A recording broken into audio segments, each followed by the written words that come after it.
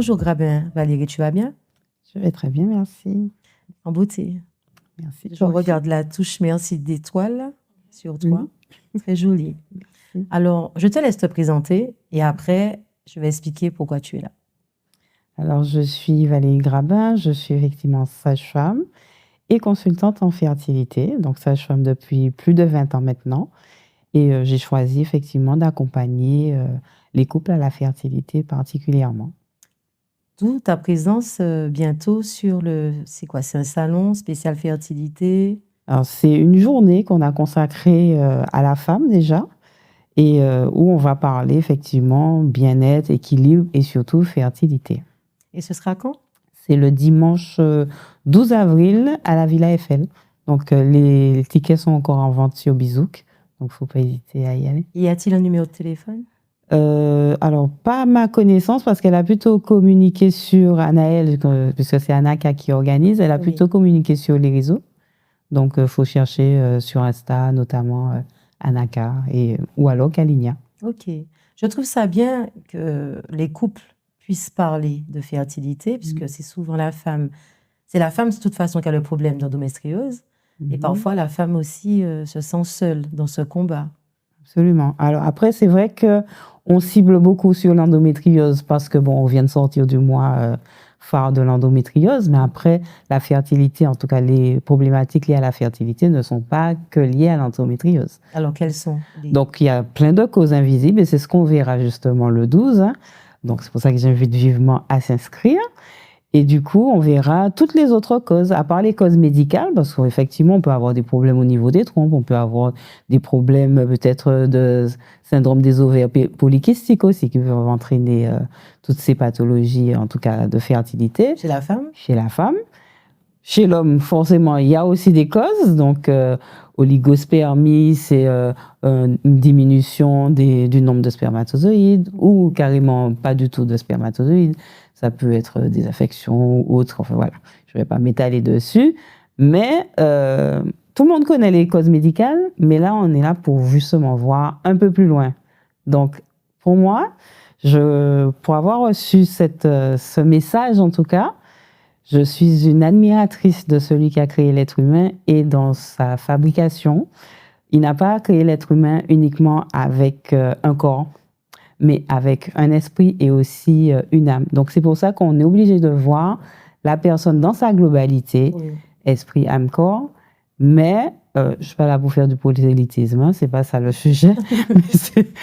mais c'est vraiment de se dire qu'on est un tout. Donc, je ne peux pas aller voir ce qui se passe dans le corps si je ne vais pas checker le cœur, si je ne vais pas checker un peu le monde spirituel aussi, ou des problèmes de couple. Exactement. Oui. Donc, du coup, ça peut être aussi des problèmes parce que simplement, j'ai entendu dans ma jeunesse, tu ne vas pas être une bonne mère. Voilà. Exact. Qui va créer un frein. Oui. Qu'on va enregistrer, parce que le corps, lui, il aime bien tout stocker. Hein.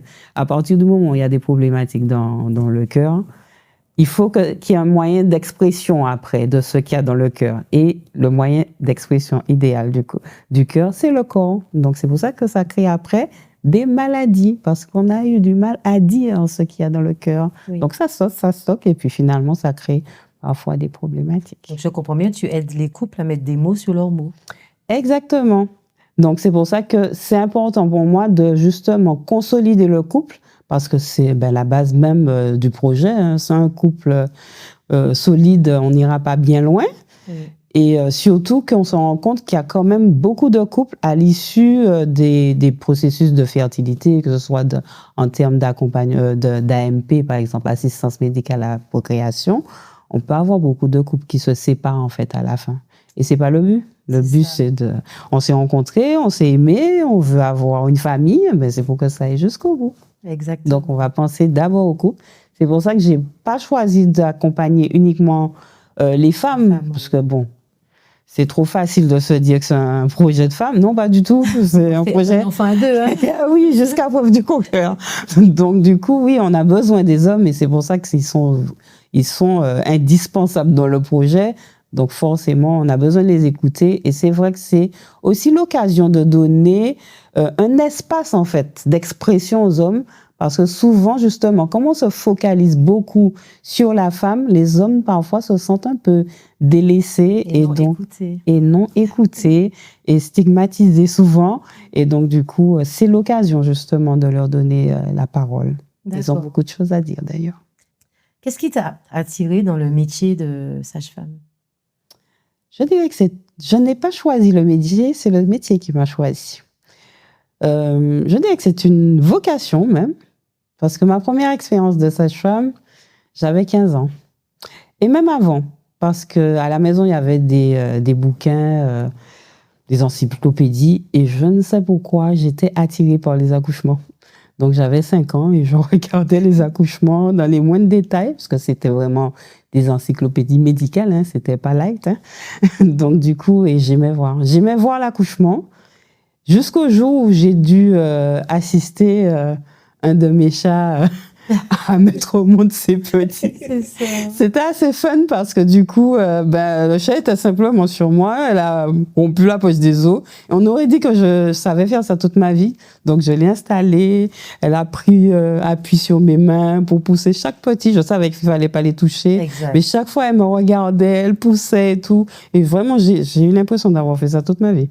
Et suite à ça, j'ai eu le surnom que je vais pas donner, hein, parce que mon papa, on doit tout savoir ici. On m'a donné un surnom que je n'aimais pas trop, mais mon papa m'appelait Sage Chatte, mais voilà. Ah, c'est mignon, papounet, t'as bien choisi. C'était très, très marrant pour lui, mais pas pour moi. Mais voilà, ça m'a aidé effectivement à me décider après dans mon orientation, parce que j'ai eu un parcours scientifique. Okay. Et j'ai voulu ici à la Martinique. Donc effectivement, quand j'ai été, parce que je voulais être plutôt puéricultrice à la base. Et quand j'ai été à l'école d'infirmière, la directrice m'a dit « Mais non, mais vous avez un bac S, etc. Vous voulez pas être sage-femme ?» Je vois pas trop. Elle m'explique effectivement le parcours d'infirmière. Je me suis dit « Non, là, non, je saurais pas faire ça.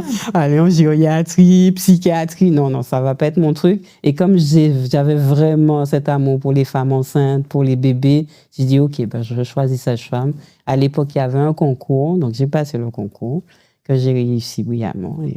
Mais pour ceux qui ne savent pas, tu peux leur dire la différence entre sage-femme et puéricultrice, du coup? Alors, la différence entre les deux, la sage-femme va s'occuper plutôt de la femme enceinte, des bébés, de tout ce qui est autour de la maternité. Un peu de puériculture, mais elle va s'arrêter généralement 1 mois après la naissance du bébé. Tandis que la puéricultrice, elle va s'occuper que du bébé. Okay. Donc, de la naissance jusqu'à... Voilà. Il faut savoir que je pense qu'on devrait faire un jour de fête pour les sages-femmes. Parce que la sage-femme, mine de rien, elle devient notre maman, notre copine, notre psychologue, même des papas. Ça dit, vous devenez aussi des papas sans vous rendre compte. Vous devenez notre souffre-douleur parce que lorsqu'on accouche, c'est votre main qu'on tient, c'est votre bras qu'on griffe. On pleure devant vous. Et je me dis, vous avez tellement d'émotions venant des mamans. Comment tu le vis? C'est toujours une joie, bien sûr. Et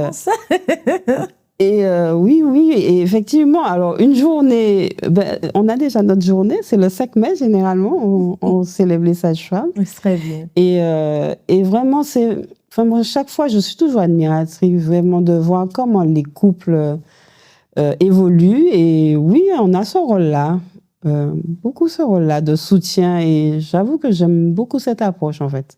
D'être là pour aider, pour écouter. Enfin, j'aime ça. J'aime écouter, j'aime aider. Donc, forcément, c'est un plaisir. Et puis, chaque grossesse est unique. Je peux avoir suivi une femme pour plusieurs grossesses et c'est jamais la même chose. Donc, on ne s'ennuie pas.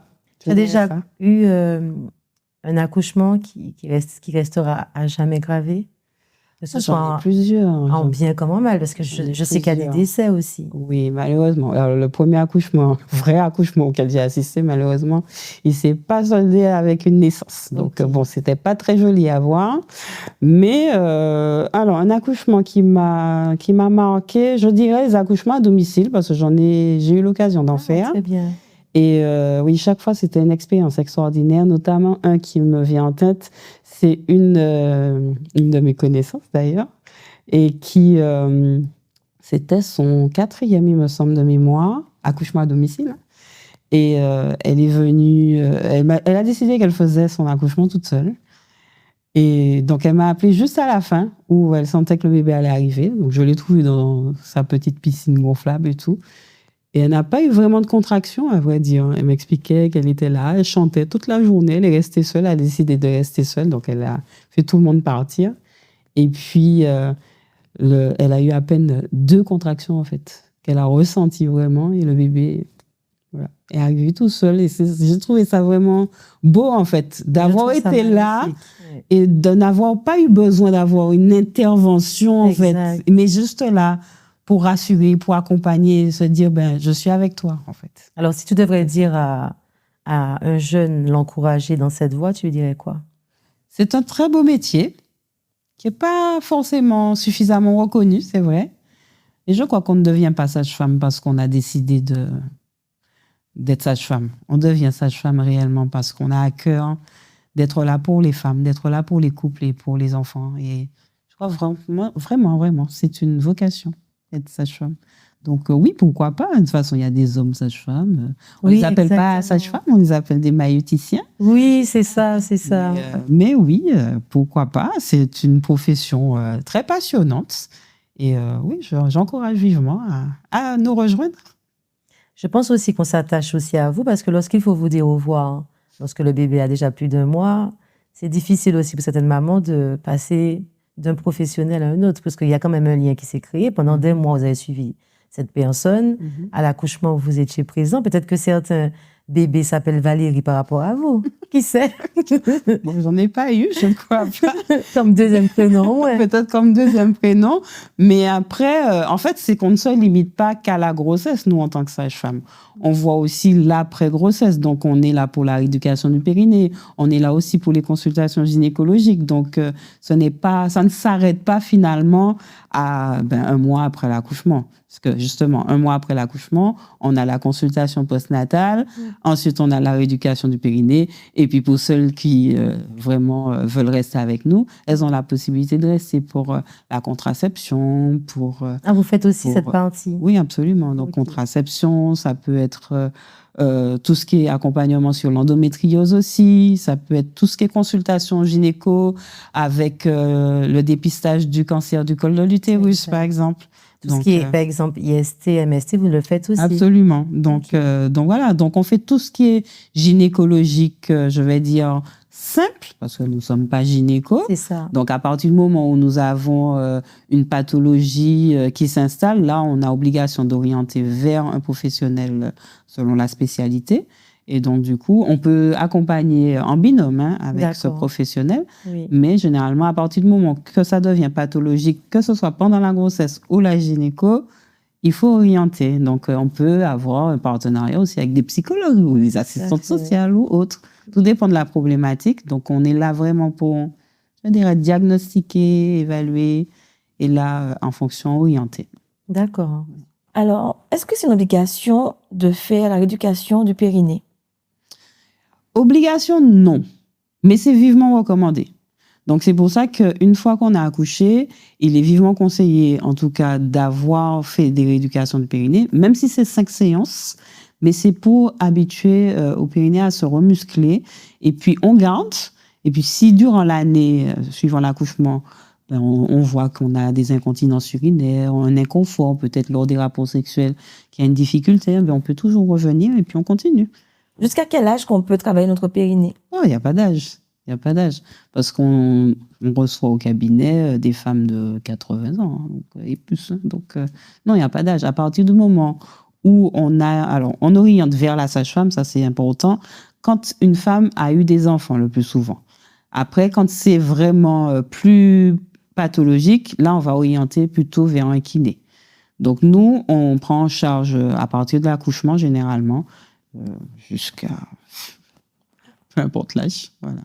Alors, je tiens à faire quand même un petit passage sur les mycoses, qu'on soit enceinte ou pas, parce que par rapport aux réseaux sociaux, je constate qu'il y a beaucoup de femmes qui souffrent de cela. Il y a beaucoup d'hommes qui ne savent pas faire la différence entre, on va dire, une maladie, une MST, et une mycose, qui n'est pas une maladie.